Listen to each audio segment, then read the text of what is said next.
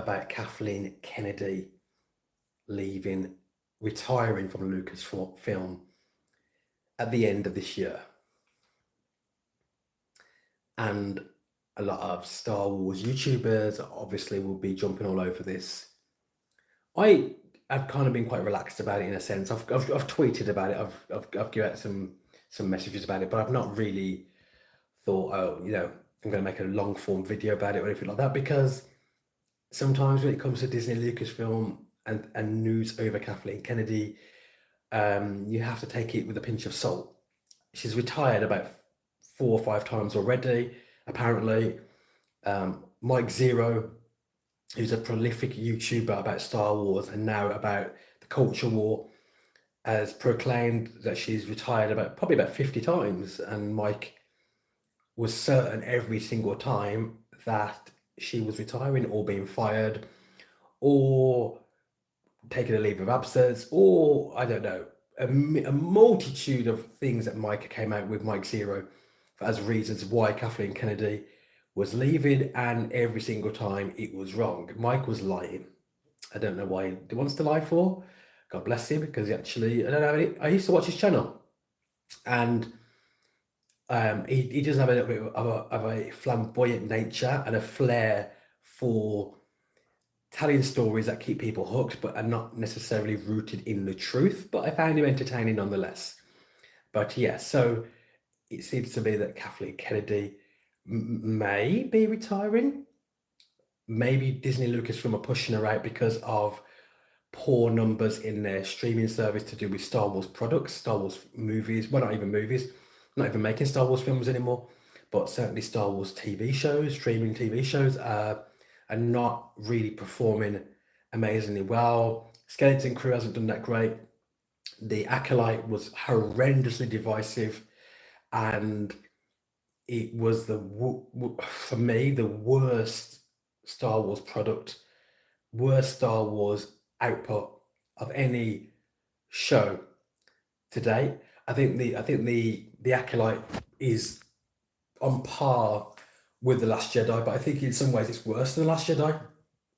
And I think it's worse than The Last Jedi. And I think it's worse than a lot of the divisive Star Wars projects. I think The Acolyte is the worst of them all. And I was very critical on The Last Jedi as well as a movie. But I think The Acolyte is the worst of the Kathleen Kennedy era. I would say conversely that Rogue One and the first 2 seasons of Mandalorian were probably the best that we saw under Kathleen Kennedy. I think Rogue One was a genuinely good film.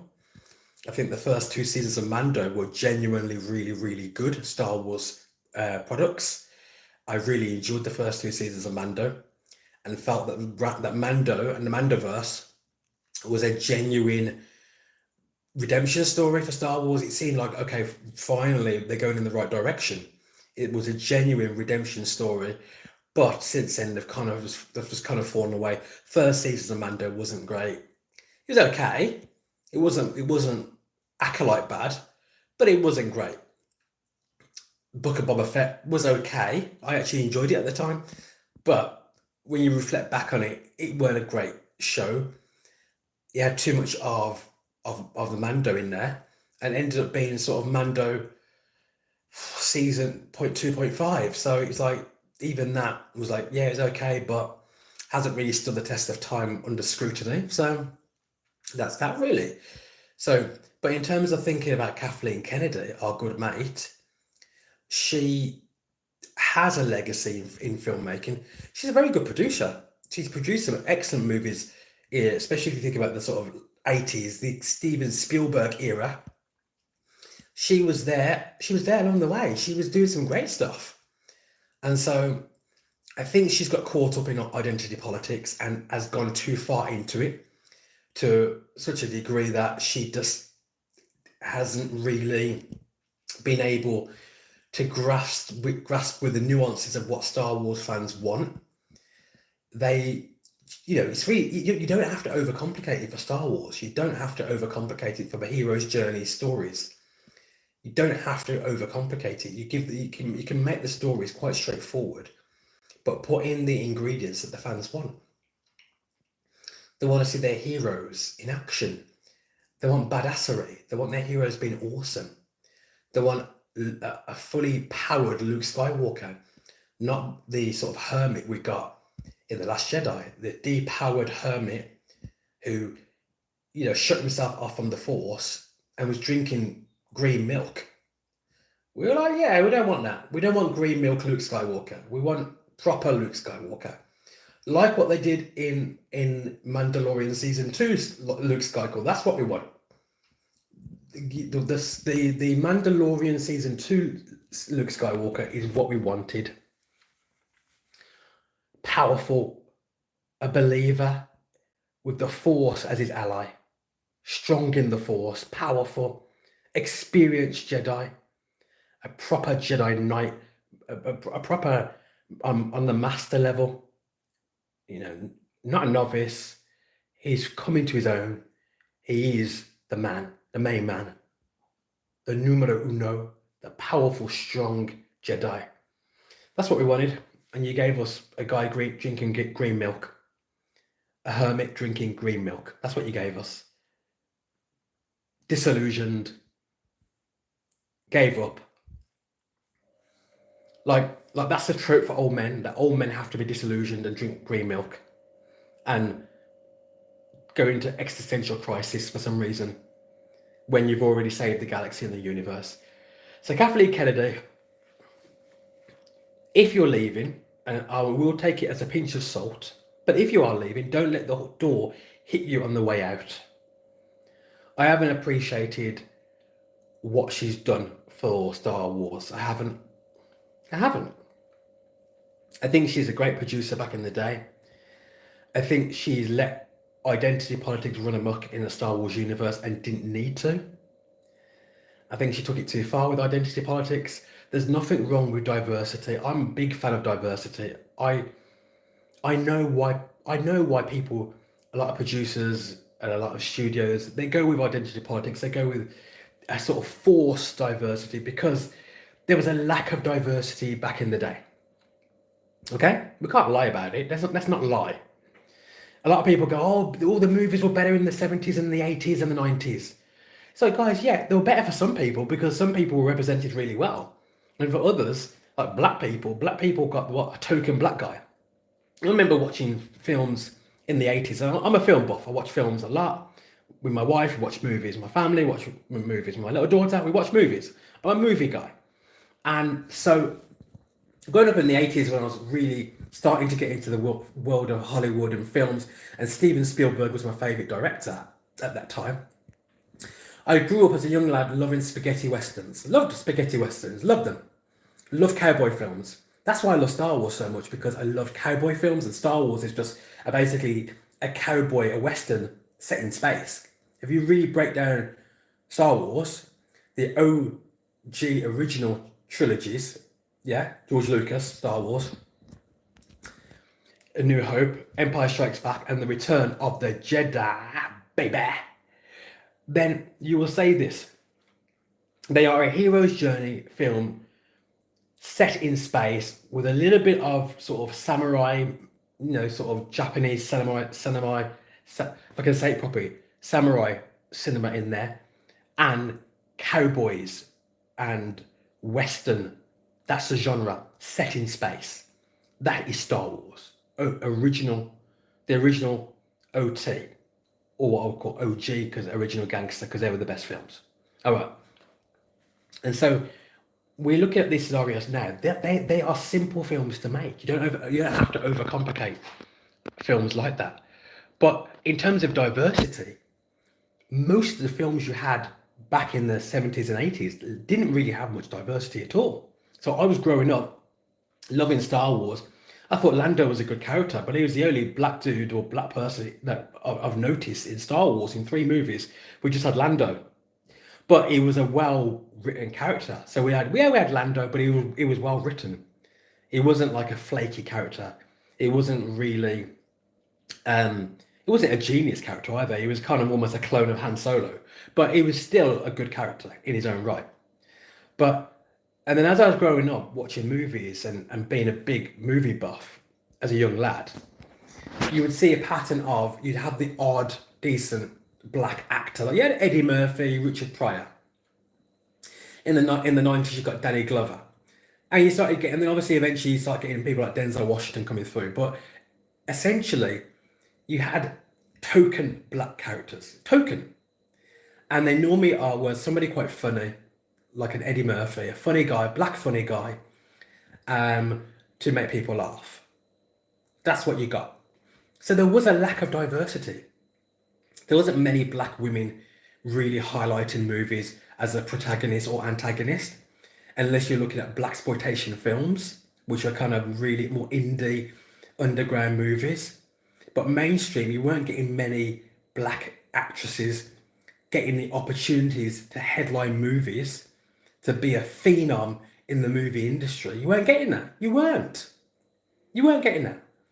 We felt lucky that we had Eddie Murphy, to be honest. So when people in the conservative world of fandom and the geek world start going, oh, it was better in the 80s and 90s. The films were probably better in a lot of ways because the identity politics hasn't gone very well. But the diversity was awful. There was a shocking lack of diversity in Hollywood films, in the big blockbusters in the 70s and 80s and even early 90s. There was a huge lack of diversity.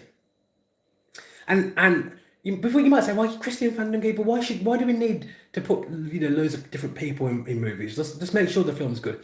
I would say this: make sure the film is good. Make sure the film is good first and foremost. Make sure the script is good. Make sure the directing is good. Make sure the special effects are good. Make sure the production levels are high. Make the film good. Put the story front and center. But I will say this. Yeah, you need diversity in films and TV shows and video games. Of course you need diversity. It shouldn't even be an argument or a debate. Your movie world, your imaginary world, it should reflect the world we live in some way.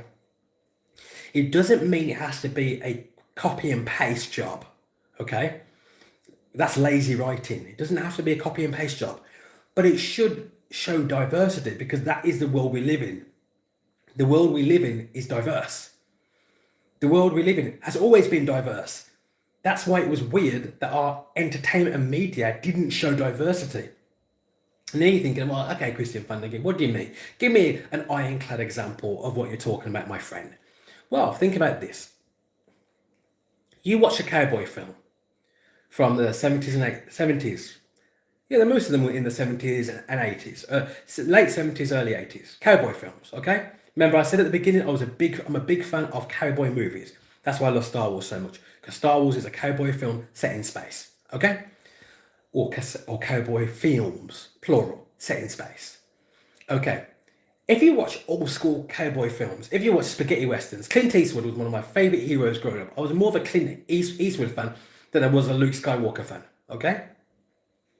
Watch those movies and count how many black people you see in those films. How many black cowboys do you see in those films? Because based on the media, I didn't even know that black cowboys existed at all. Let that sink in. Based on watching cowboys films in the 70s and 80s, I didn't know that black cowboys existed until I watched a film in the 90s with Mario Van Peebles that showed black cowboys. And I was shocked. I was shocked. Black cowboys. And then you do the homework and obviously in the age of the internet it's a lot easier, and you find out that there was loads of black cowboys and they were everywhere. 1/4 of all cowboys were black. So that's why diversity is important, guys, because it should reflect the real world. Why were we making films in the 70s and 80s, cowboy films, that weren't showing any black cowboys? When 1/4 of all cowboys in America, in that part of the world at that time, the genre that they're talking about in these films were black. So why weren't we seeing them in the films? Why? And that's when you understand why diversity is important. Not because it should be over-egged or exaggerated or pushed too far. It's because it should reflect the world as it really is, in the context of the nature of the world we live in. It's a diverse world. It's a diverse world. That's it. Doesn't need to be virtue signaling. Doesn't need to be, oh, I'm great, I'm amazing, I've put this person in, I've put that person in, look how amazing I am, look how virtuous I am. It's not about that. It's not about that.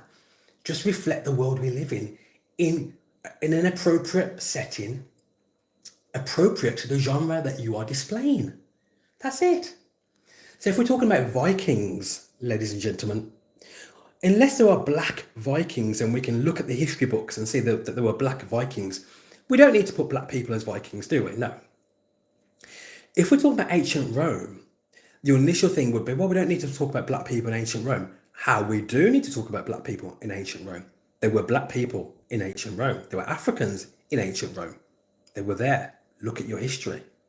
And so actually, in that respect, go with the history. And your diversity is there. And it's natural because there were Africans in Rome and Africans interacted with Rome. So, back to Kathleen Kennedy as I'm bringing this to a conclusion. I'm not going to go over the top about Kathleen Kennedy leaving Star Wars. She's done a few good things, let's be honest. Rogue One, Andor, and Mandalorian season 1 and 2 were good. They were good. But The Last Jedi, The Acolyte, and some other Star Wars projects weren't very good. And she's divided the fan base even more than it was before. And yes, the Star Wars fan base was divided before. They had issues with the prequel movies. We seem to conveniently forget that, but a lot of people had issues with the prequel movies. Okay? We've got to be honest about that, guys. Kathleen Kennedy didn't invent division within Star Wars, but she did perpetuate it and she did amplify it. And for that, I think she's made some bad choices in Star Wars. And I would say, Kathleen Kennedy, God bless you for the future. And I would say, Godspeed, but don't let the door hit you on the way out. Will it save Star Wars and save Disney Lucasfilm's reputation of what they've done with Star Wars? I'm not sure it will, but we live in hope. Have a great day. Be kind, because this has been your boy, Christian. Fandom Geek. God bless you and be kind. See you soon. Love you.